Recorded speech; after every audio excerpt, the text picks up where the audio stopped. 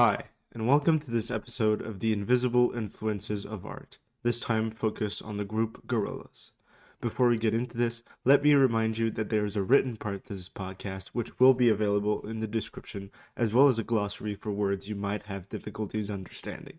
The written part will go into further detail as to Gorillaz' influences on sampling, collective albums, and marketing. Let's get back into this.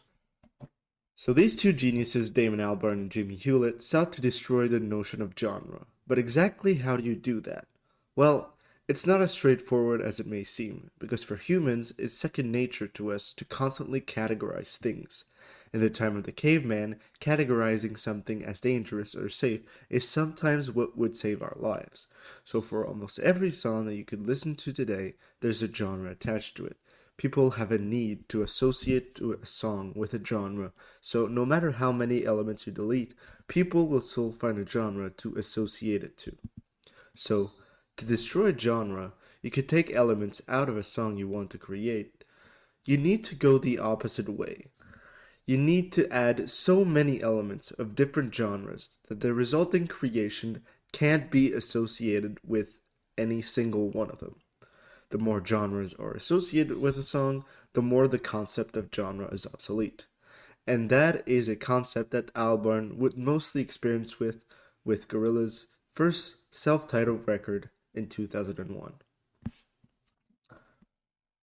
Most of the songs on this record tend to be more rock-oriented, like 5/4 punk or M1A1, which is very close to the type of music that Albarn was making, or electronic songs, where Albarn sort of familiarizes himself with the world of electronic production, which he was very far away from. But there are three main things that stood out from this record and would influence their career onward. The first was Rock the House. Rock the House is Gorillaz' first ever collaboration with Oakland rapper Del the Funky Homo Sapien. Del is a very eccentric rapper, and that's exactly what attracted Albarn to work with him. Del's most beloved work was an album called Deltron 3030, a sci-fi hip-hop concept album. Albarn also took that record's producer, Dan the Animator, to produce the Gorillaz self-titled. Albarn therefore taught Del would work fantastically with the wacky world of Gorillaz. They recorded and published the song in November of 2000. Now, what immediately strikes you when listening to Rock the House is that there's so many ideas, it's weird how well they work together. The song is constructed of Del's rapping, a loop jazz instrumental, and a recorder instrumental break. Taking you to another landscape is my mandate. I'm highly animated, even though I'm decomposing. So if your feet is frozen, I'ma die to see you MC rhyme and the DJ spin. I want y'all to just get down. Now while the MC rhyming and the DJ cutting, I want y'all to just get down. Rock the House's problem is that as a song, I personally feel like these three aren't interwoven enough to the point where their dissociation would be impossible. You can clearly see the jazz individually as well as the rap. But the next important song on this record is Latin Simone, which is, like the title suggests, a Latin song. But the interesting thing is that this song is based on a sample, on a loop, which almost gives that otherwise normal Latin song a hip-hop feel to it. But the most important song to come out of Gorillaz' self-titled is unequivocally Clint Eastwood. Now, it isn't clear as to what made Clint Eastwood so popular. It might be the music video, which was incredibly original. It has almost 600 million views on YouTube to this day. I think it's also that this song is what Rock the House and Latin Simone set out to do, but a million times better. The song opens on an interpolated sample of the main theme for a Few Dollars More, a movie with Clint Eastwood. Now, those vocals lead to the main instrumental loop of the song, a question and answer between a bass and a piano. It feels normal in the song, but it's very rare for pop or rock songs to only include bass and a piano. That combination of instruments is typically something you only see in jazz. Now that bass and piano riff is a pretty much typical riff for a pop rock song, and because of that, you don't expect that riff to turn into a hip-hop instrumental for the verses, rapped here once again by Del the Funky Homo Sapien. cherry on the top, the song ends with a combination of remix vocals that kind of have the same effect of a record scratch and a melodica solo that's very reminiscent of old folk songs. With a single song, Gorillaz manages to mix hip-hop, pop, rock, jazz, electronic music, and folk in a truly incredible way. When Dave and Albarn were still a part of Blur, they had a bitter rivalry with another band called Oasis. Oasis came out as the bigger band, but after their feud, Albarn started Gorillaz. When Gorillaz' self-titled came out, it performed a lot better than Oasis music, which enraged the lead singer of that band. In an interview, he dismissed Gorillaz as fucking kids' music. When this comment was brought up in an interview, Albarn responded by saying, "Yeah, it is for kids, but those kids are going to be adults in 10 years' time, so let's give them something decent to inspire them." And I think that's an incredibly noble thing to say, because if Gorillaz music inspires young people to discover new genres, then Albarn and Hewlett have succeeded in their mission. It's truly great that Gorillaz, because of their genre bending, inspired children from the early 2000s to discover new music, in the process creating artists that would collaborate with Gorillaz once they're adults. And that genre bending is something that they would push even further in their next record, Demon Days, in 2004. Now, if their self-titled was a fairly big success with the public and the critics, Demon Days blew every expectation. Not only was Albarn a much better musician because of his experimentations with Gorillaz' first record, lyrically, he was much more restrained in the self-titled because he feared that the concept wouldn't work. With Demon Days, he was able to really talk about important issues, giving Demon Days an aura of importance and self-seriousness that the self-titles never even came close to having. And the genre mashups that were the strength of the self-titled are completely at the forefront here. Every song is a very interesting mix-up of different elements.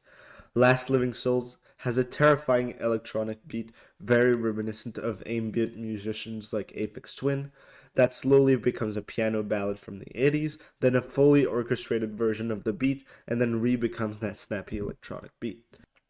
Kids with Guns has a dominant 80s new wave bass line that culminates into an explosion of sound very reminiscent of post-rock. O Green World, El Mañana, and Every Planet We Reach Is Dead have a constant snappy production, overwhelming folk-sounding vocals. Dirty Harry and All Alone are very fun electronic dance songs until they become extremely violent industrial hip-hop verse. November Has Come has sort of a reggae sound that transforms into a hip-hop sequence. White Light is a punk song with an orchestral break. Fire Coming Out the Monkey's Head is at its core an Americana or blues storytelling song over a deafening electronic bass that becomes a folk song for its chorus, and the album ends with a mix of beautiful orchestral sounds and lush gospel vocals. The number of wildly different artists this album pulls influence to is truly astounding, and critics loved it. There are two specific songs I didn't mention, and it's because they're the two most important songs in Gorillaz' discography. The first is Gorillaz' most popular song of all time, Feel Good Inc. It opens on a devilishly memorable bassline that's very reminiscent of punk.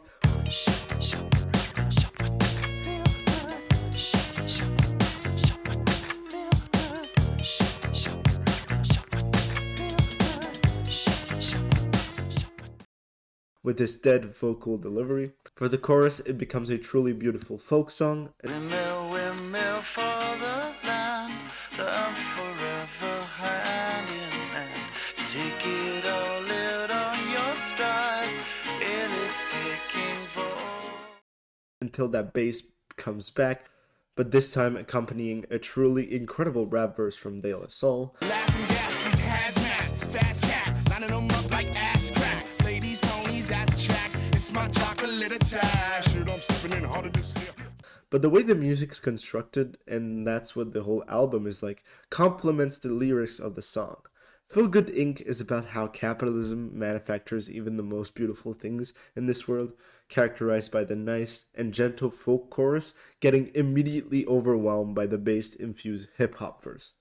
All of this to create their most popular song of all time. But only 6 songs later, you get their most influential song of all time, Dare. Dare, alongside songs like Sandstorm by Darude, are among the first to popularize the genre of EDM into the mainstream. In fact, many elements of Dare are used in most, if not all, mainstream EDM songs now, including the drop, the break, and the hyper-dominant bass.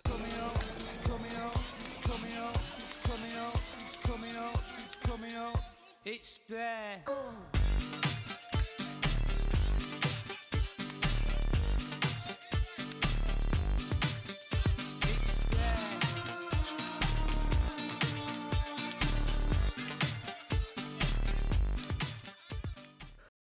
All this to say, EDM wouldn't be what it was today was it not for Gorillaz. Songs like Wake Me Up by Avicii or Major Laser's Lean On wouldn't be as popular today if Dare didn't happen. Demon Days did the monogenre right, and their next record would do the same thing.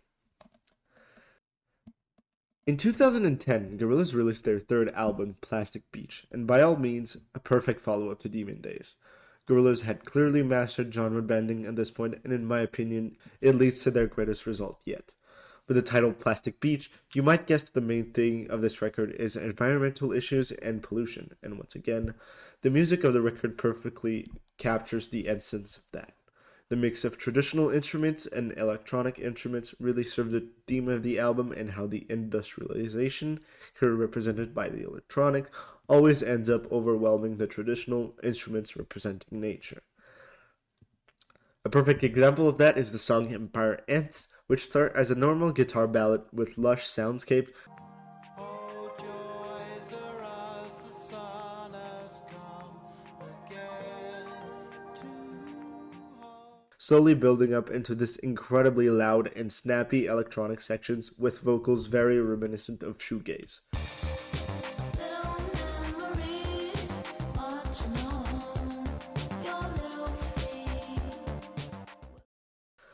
After the release of Plastic Beach, which frankly underperformed, the duo took a break and stopped for a while. There was a lot of things planned for Plastic Beach, including a lot of music videos, a sequel album that unfortunately never saw the light of day. But the weight of their expectations exhausted Hewlett and Albarn. It was the lack of Gorillaz for the first half of the 2010s that truly showed us their incredible influence. In 2006, a Swedish startup by the name of Spotify came to be, and that changed everything. Now, before the creation of Spotify and streaming devices, the most used way to listen to music was the radio. In the radio, if you put music that is accessible to pretty much everyone, you can barely get away with anything. The invention of streaming device made it so people stopped listening to the same songs. Why? Because if you're a fan of rock, streaming allows you to only listen to that genre of music with playlists. So basically everything the radio can't do, but with music that you're guaranteed to like. So the more popular streaming services got, the less people listened to pop music. The less there was a collection of music that everyone listened to because the radio became so obsolete. Rock fans listen to rock, rap fans listen to rap, country fans listen to country. The solution to this is simple. Make music that pleases every single click. So you must mix elements of different genres until genre becomes genre-less. In Chris DeVille's word, you make music in a monogenre. Let's look at an example, shall we? Take for instance the song Kiss Me More by Doja Cat featuring SZA. You take an entirely electronic beat at open with vocals very reminiscent of R&B.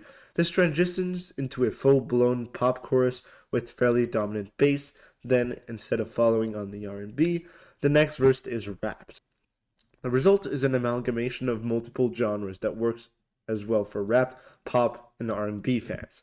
For another example, you would think that Princess of China by Coldplay featuring Rihanna is at its core a rock song, but it's actually a fully electronic track that blurs the line between Chris Martin's pop vocals and Rihanna's R&B vocals. The monogenre serves to explain the descent of hard rock in the mainstream, the popularization of rap verses in normal pop songs with electronic sections, the popularization of the indie sound with songs like Go T Somebody That I Used to Know or Foster the People's Pumped Up Kicks. Artists like Bruno Mars, whose entire discography revolves around making sounds that are homages music from 40 or 50 years ago. Songs like Lil Nas X's Old Town Road, a perfect mix of country and EDM. Pop music is and has always been focused on making profit, and the technique that pop artists use to create music that is popular can be entirely traced back to Gorillaz and Damon Albarn's desire to destroy genre. A lot of people like to dismiss Gorillaz as a concept band, a band that wouldn't have worked were it not for its wacky concept of being a virtual band. The critical acclaim would say otherwise, but I think this criticism isn't entirely wrong. The music videos are a huge part of their success, but I don't think that the virtual band is only a marketing shtick. The decision to publish your music as a virtual character or group gives the band members some anonymity that would make some other artists jealous. Other artists such as Daft Punk, Dead Mouse, or Marshmello followed in Gorillaz' footsteps. The virtual band serves as an honest try to modernize entertainment, and I don't think we can tell yet, but I am very confident that virtual entertainment will become the norm for the future. The virtual nature of the band makes them able to do videos that would never be able to exist in live action form, and I think that sheer possible creativity is going to make some artists jealous. As technologies get cheaper and cheaper, a lot of people would consider virtual entertainment as a better alternative because it allows them to do art that wouldn't be possible in real life. And the creation of a band in the virtual world can all be credited to Damon Albarn and Jamie Hewlett, the creators of one of the most important bands in music history, Gorillaz.